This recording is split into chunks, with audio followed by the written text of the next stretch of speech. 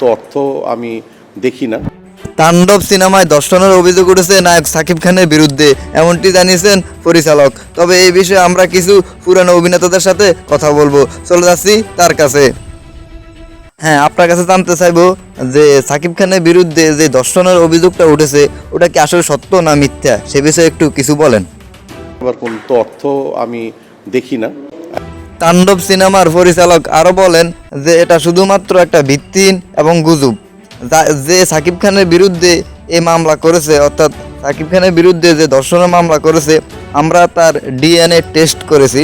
এটা শুধুমাত্র প্রতারণার ফাঁদ এবং সাকিব খানের ক্যারিয়ারটাকে ধ্বংস করার জন্য পুরো একটা ষড়যন্ত্র। এই ষড়যন্ত্র ফাঁদে আপনারা কেউ পাড়া দিবেন না এবং এটা শুধুমাত্র ষড়যন্ত্রমূলক কাজ, এমনটি জানিয়েছেন তাণ্ডবের পরিচালক। তবে তিনি বলেন যে সাকিব খান হচ্ছে বাংলাদেশের একজন মেগা স্টার এবং একজন খুবই ভালো মানুষ।